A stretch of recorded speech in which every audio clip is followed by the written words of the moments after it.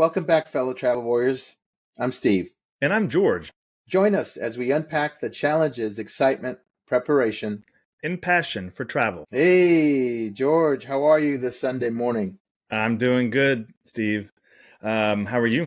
Pretty good. We've had a nice weekend so far. It's been weather's been perfect, absolutely perfect, and we're taking every advantage to get out of the house and enjoy the weather before the scorching heat comes, which is around the corner. I also did a great all-out hike, and so yeah, it's been really pleasant. Well, What about you? we had the opposite here. We had tornado watch last night. The tornado sirens went off about midnight to about 1 o'clock. And so it was a pretty rough night. A tornado touched down about 30, 40 miles south of here. So I did see that horrible damage in some of those areas, and the destruction that it leaves behind is just unbelievable. yep. Well, George, I wanted to introduce something that near and dear to my heart because I love the actor, and of course, this movie parlays perfectly into what our channel is about, and we can identify it on a personal level because we lived it, Mm-hmm. and that is a movie called Up in the Air, which I believe came out in 2009, and at the time I had already put in 13 years of corporate travel at that point. So I couldn't wait when I saw the previews, the trailers. I couldn't wait for it to come out. And I think I saw it the same day it came out. And it really touched upon a lot of things that I could identify with because there's a great amount of things in that movie that I had experienced, and I'm sure you have too. You watched it. I watched it over the weekend.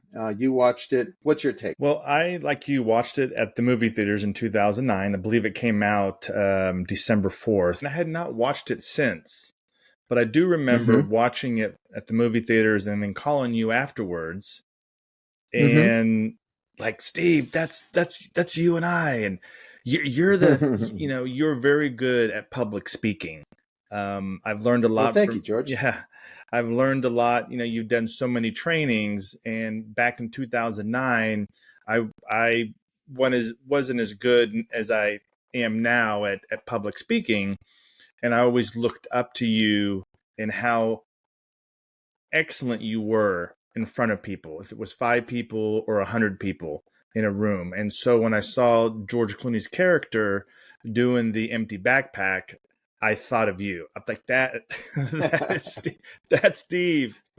That's Steve in the empty backpack. So that was my first thought in the movie.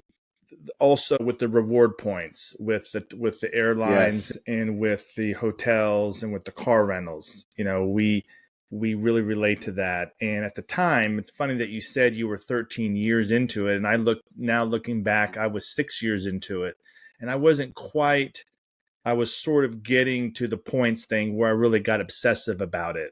That was probably about Right. that time. So I could really relate. And I remember, calling you and saying, that's us.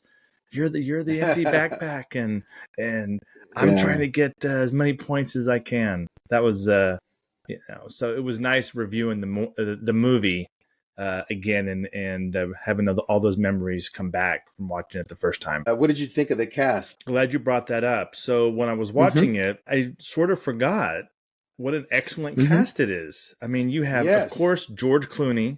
At the time, Right. Vera Farmiga, I had never heard of her, but obviously she's gone on to be in so many movies since then, and she has been in the Conjuring series. Then you have Anna Kendricks, who has been in a bunch of movies. And then what over the last handful of years, what commercials was she in? I remembered having her. I remember seeing her do a Hilton Honors commercial. Exactly.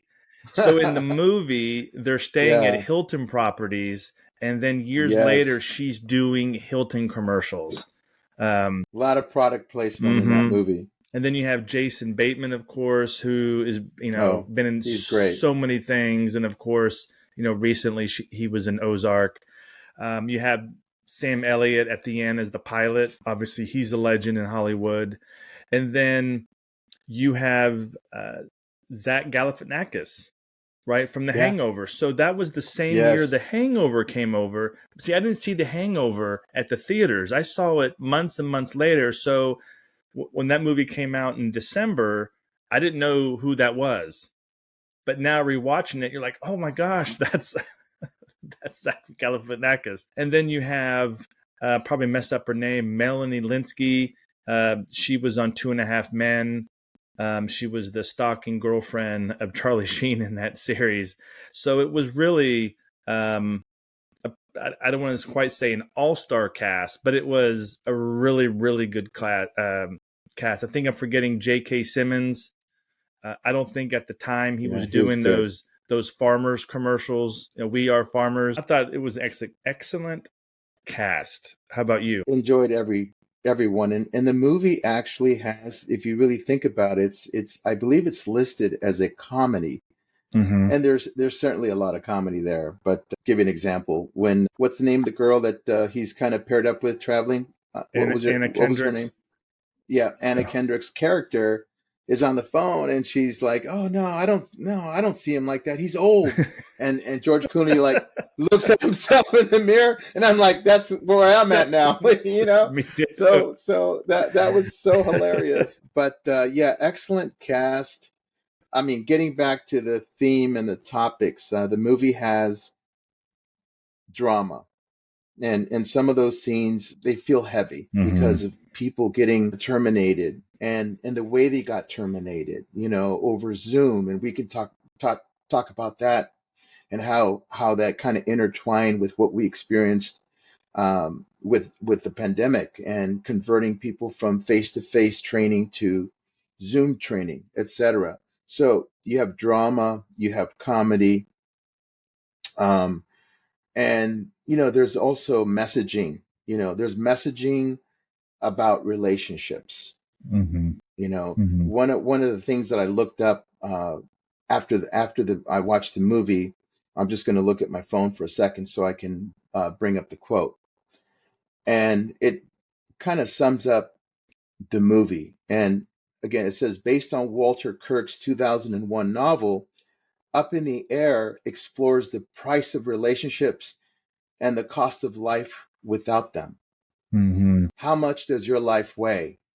And as you know, because you've known me and traveled with me for 20 years, you know that I've been in different phases in my life. My backpack was heavy. Mm-hmm. The advantage that he had is that he had basically found a way to make his life simple by basically his backpack was empty. In other words, he didn't have the entanglements, he didn't have emotional connections to people.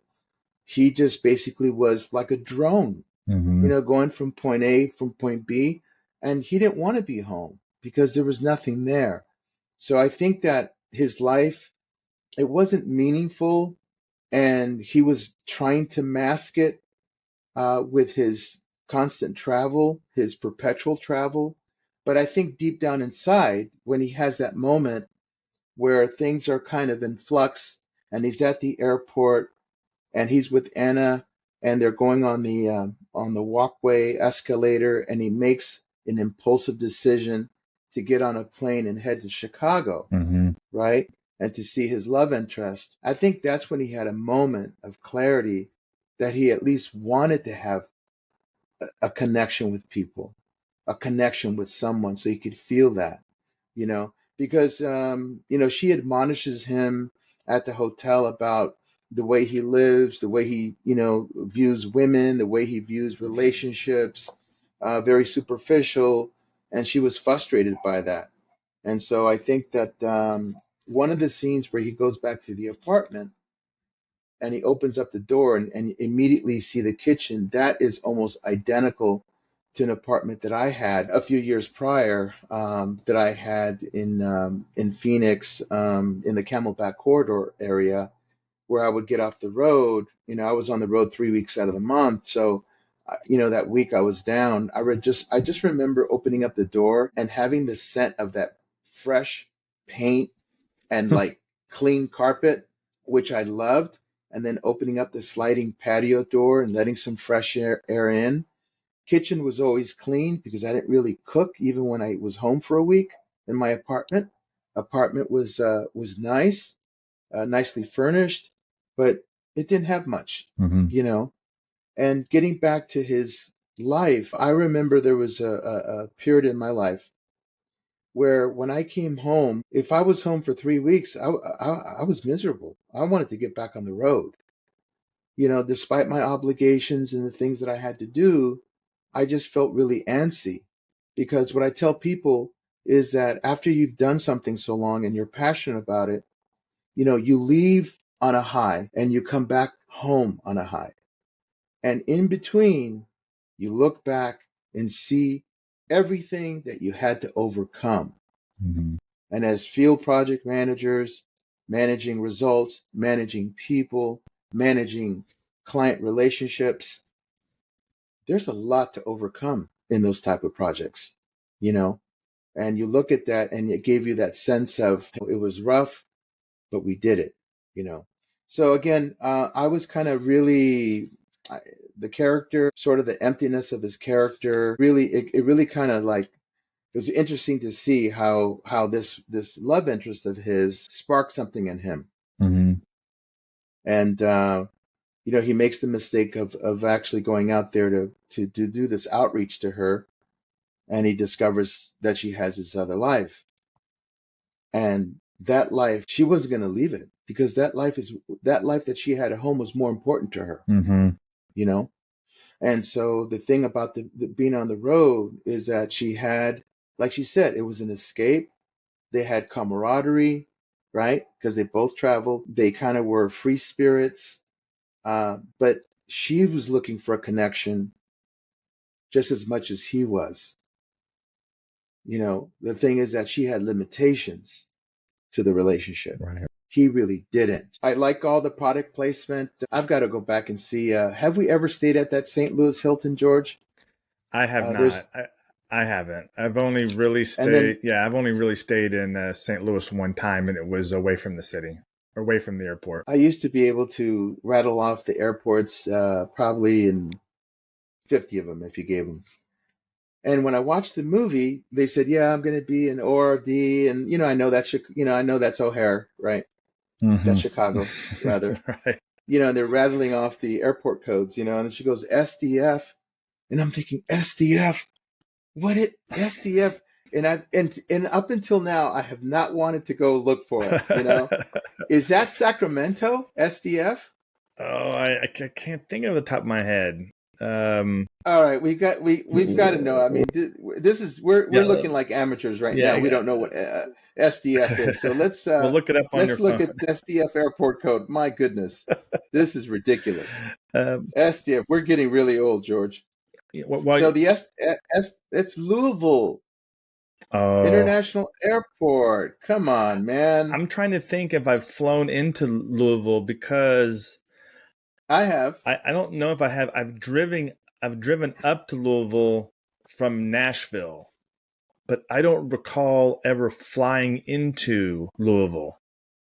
All right, let me trivia. What's one of the most famous things they have in Louisville as a museum? Well, they have, I think, a couple. They have Muhammad Ali Museum, That's one. the Louisville Slugger. Okay, you got it. All right, we redeemed ourselves in front of our audience. Jeez, one of the things that it's funny that you know you mentioned that when George Clooney and his character is talking to a group of people, and it kind of reminded you of me doing training with our team, and he's talking about empty out. You know, think about what you have in your backpack, etc. Conversely, on the flip side of that, you know, I remember when you used to tell me that you were really trying to save all your points, right? Mm-hmm. Just like in his character, he's got a number in mind. He didn't want to say what it was. And he talks about the lifetime this, and I cracked up when he said, "Yeah, they put your name on the plane. They put your name on the plane." I'm thinking, "Oh my God, can you imagine if they would have put our name on the plane?" I mean, that's hilarious. And you know, all these things come with it. And I just remember you telling me at breakfast in one of these Hiltons, yeah, I've got 2 million points. And, I'm thinking you had 2 million. I think Zoraida had 2 million. And I just kept thinking, I kind of use my points, burn them up as soon as I get them, at the time, because I wanted to do a lot of leisure travel. Mm-hmm. But you had, and I used to think, wow, back then you could stay at a DoubleTree or a Hilton Garden Inn for 20,000 points. Mm-hmm. And wow, you could stay, and then you had IHG points, probably in the hundreds of thousands. So I said, my goodness, you could go for 2 months, and not worry about it. That's right. What other things about the movie that you kind of honed in on? Well, when you talked about, sort of the road life and then the personal life, with our teams over the years and a lot of the folks that have worked with us, we are close to. And we always talk Hmm. about, hey, you got your road family and then you got your home family. Yes. And, and it's important. And I think it's important. We're very blessed to know a lot of folks that have worked with us and still be in contact with them and know what they're doing. I do host a Zoom call every month with some of the folks we've worked with to keep in touch. Some of them maybe not work with us anymore, whatever life brings. And that's what we always sort of talk about is you have your home family with your spouse and your kids and your grandkids, and then you have your road family with all of us. And I think we've been very blessed to have that over the years. Yeah, I remember telling a lot of the new staff that would come on board with us. I used to tell them, look, whatever you've got going on back home, leave it out there, leave it Mm-hmm. back there. It'll be waiting for you. When you come out to the field, you have to focus on our mission, to help employees be consultative, be engaging. And if you let some of that stuff brew and you take it with you to road, sometimes, it impacts everything, right? Mm-hmm. And that's why, not everyone can be on the road and pack up and leave their families, their pets, their older parents, their significant other, their spouses, etc. I think as far as the road family kind of, and I know that you've experienced this on your team, but it really bothered me in one of our few first couple of episodes. I talked about one of my mentors, may she rest in peace, Gigi from Chicago. And I just remember not being able to reconnect with her and calling her daughter, and we had spent so many years in Chicago at the start of my career. And to make a long story short, I did some other digging and I found out that she had passed away. And I was never able to send my condolences. I could never reconnect with her daughter, disconnected phone numbers, etc. And then I lost someone else in my staff that had been such a diligent and good person on the road. And when I think of them, I just think of them at the hotel, at the breakfast, smiling or saluting them or greeting them or, hey, have a good day. You got everything you need, that kind of thing. What about you, George? Yeah, we've lost boy a handful of people in the last several years that have worked with us. Our friend Hank, we lost him last September, and I've worked with him Yes. for over 20 years, and it was tough to see him what he went through. Speaking of road mom, I did have lunch with Brenda yesterday. Met up with Okay. her. She was in Nice. town, and we went and got some sub sandwiches, so that was nice connecting with her. But going back to the movie, other things that stuck out with me in that character for George Clooney is what he was doing, firing people or letting them Right. go. How tough a job that is. That's one of the things I dislike a lot is, I say dislike, I don't want anybody ever to lose their job. Yes. Even, if you blatantly do something to hurt the company you're working for, or you really deserve it, yes. But to be let go for other reasons, non-performance based, it's hard, and I don't anybody to lose their job, and to watch that and seeing what those characters in the movie were going through, uh, you know, kind of tugged at my heartstrings. And you can see it in the beginning with Anna Kendrick's character, how hard that was for her. Right. Um, that was one of the things. And then going back to what I really enjoy again, the points and seeing, George Clooney's character with Vera Farmiga when they first meet at the hotel and they're doing the all their cards, showing off their cards, and he shows him, I forget now what card that was, which is pretty special. I think that kind of Yeah. turned her on in the movie. Yeah. um, but how many times have we talked about, even before we got lifetime diamond status, remember how I got my 60 nights or whatever it was, or I got the amount Yeah. of points. I'm good. I'm diamond for the rest of the year. I don't have to worry about it. Yeah. Or Right. same Right. thing with, Just made it. yeah, IHG Yeah. or Southwest when we would get that status for that. And some of it was at the end of the year. We're in December and we may have to take a separate Southwest flight just to get the points to get a companion pass or whatever it was. And that kind of brought back memories of that. And it was good to watch. And even though we've really slowed down, I've slowed down on business travel since the pandemic. Watching that kind of brought back a lot of memories of that excitement and going to the airport. How many times we talk about it? Just getting that assignment and getting to the airport and going to the counter, security, and getting to the gate, and getting on that plane, that rush that you feel. And I loved it. That I really can't believe I hadn't watched the movie in 15 years, but that for me stood out a lot, was that excitement. I think the experience that we've had traveling so much in the last couple of decades, I think what it does give you is it hones in on your instincts, your awareness. Just like when he's going through security and he sees the older couple, he sees the stroller, you kind of like get really good at getting the airport and getting a feel of your surroundings and your situation, and you can kind of almost, as you're going down these walking to the gates, and you see so many people just kind of standing and all that, you're like, okay, there's a flight delayed already. I could just see it. I could smell it a mile away, Yeah. or the restaurants, there's no seats and this kind of thing. But and I remember there's a scene where he is, I think, walking to his gate, and there was a CNBC newsstand. There's a CNBC logo, Mm-hmm. and I remember I used to love going in those. And on Fridays, when I would fly back on Fridays, I used to love, and of course I'm aging myself, but I used to love picking up, if it was a Friday, I was headed back home, a long flight, I would pick up the Wall Street Journal. I would pick up the New York Times. I'd pick up the USA Today. I might pick up the local paper. And, and I remember just trying to read it and being on the plane, and I have all these stacks of newspapers and stuff like this. And of course, now everything's on the iPad.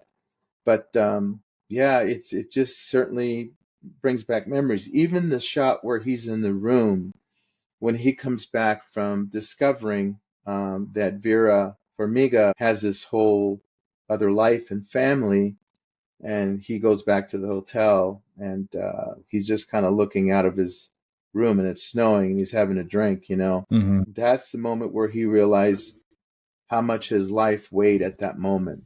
Yeah. It's an emotional weight.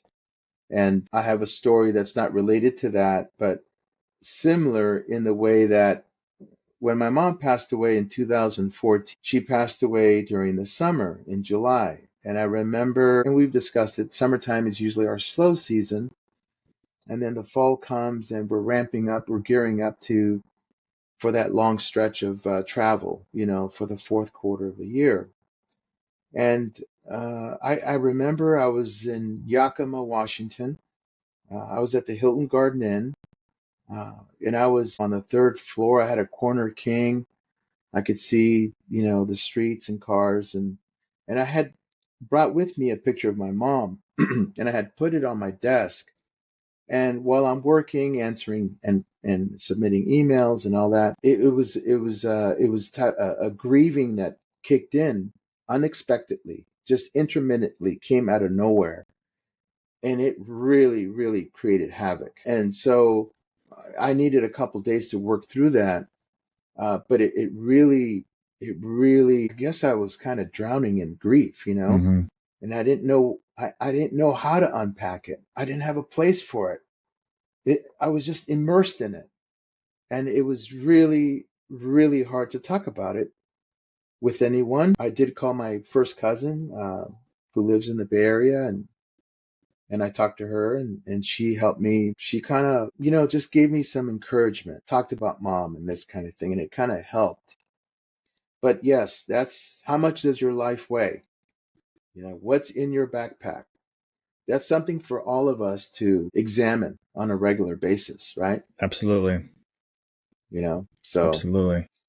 but that was the moment that I can kind of relate to, as he's looking out, and watching the snow. And of course, we've been in Wisconsin. We used to have a client in the manufacturing sector, which was in was it Waukesha or Conemaugh, Yeah, in that Wisconsin, area, yeah. in that area. And I remember one time I had to go out. It was the first day of the project, and we were starting like at 5 in the morning, and it was like I was in the lobby at 4 and waiting for some of the team to come down to the lobby. And I remember looking at that snowfall, and it was snowing like sideways. I was like, oh man, and I live in Arizona, so when it gets below 60 degrees, it's storm watch, That's right. kind of thing. What other observations, comments, or relatable things in that movie? Well, Did you have any others? well, I did just the movie itself with the product placement. I did like how they really made it authentic with using an airline. American Airlines. My dad worked for American Right, Airlines, so as a kid, I did get to travel a lot on standby because my dad worked for the airline. So it was good to see an actual airline, not a fictitious airline that they have in a lot of right. movies. And then the Hilton. One of the things about that time, Steve, you really made a push at our company to have the folks that we work with on the road have better accommodations. And not that they were staying at crappy places, but you made the push to say, hey, you want better productivity from the counselors that work with us. They need to be able to have better sleep, eat better. And over probably I think a year period, you really convinced leadership to kind of step up. And then we started staying at nicer Hilton Honors properties, and we started staying at nicer IHG properties. And so that was about that time. And so to see Hilton in that movie kind of brought back that memory. And then, we talked about it, years later, they have the lifetime diamond status, and we're both lifetime diamonds. So, those two things stood out.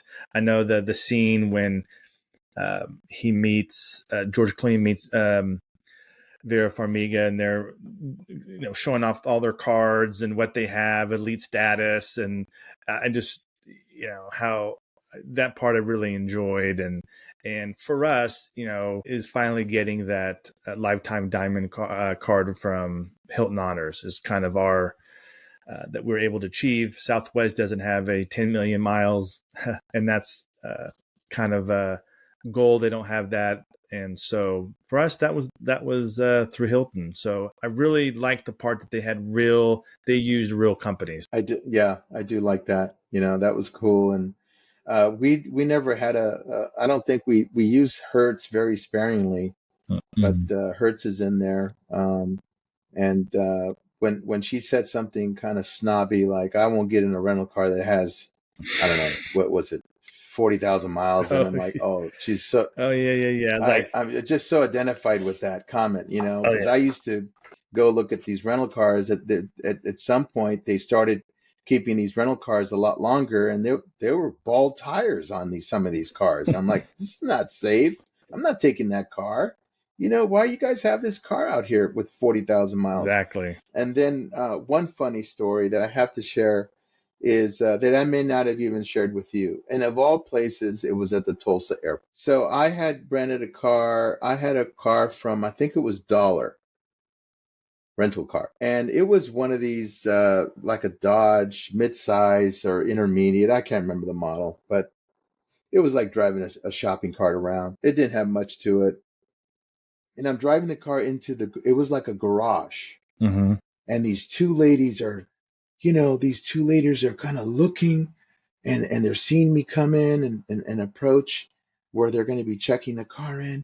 And one says to the other, "Oh, yeah, I see it. Do you see it? Oh, yeah." They were like, all of a sudden, they were like, they had discovered something. And it was underneath the front bumper, there's like a plastic shield Mm-hmm. on the front bumper underneath it. And apparently I wasn't even aware of it. It broken, and half of it was starting to almost drag on the ground. And they're talking to each other like they had broken a cold case, 20-year-old cold case. And they're yes, and getting the clipboard out and waiting for me to come out. I called the office. I talked to the CFO. He's like, "Look, you got your Amex card with you?" I said, "Yes, just pay for it.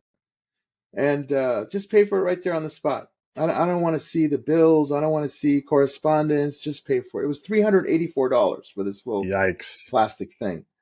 But if you would have seen these two ladies, they felt like they were going to get Employee of the Year award. That was the most exciting thing that they probably done. And I don't know, one of the most exciting things that they had done, I think. But yeah, the car rentals, pretty interesting. So, well, anything else? Nope, not that I can think of. Well, I hope some of our audience that have traveled like us and our, our comrades in the travel warrior space enjoyed, listening to some of these topics that were brought up in the review of this movie. But hey, I want to thank everyone for joining us. Again, as a reminder, please join our ever-growing community of travel warriors, and let's continue this journey together. Don't forget to hit the subscribe button and ring that notification bell to stay updated on our latest episodes. Until next time, safe travel.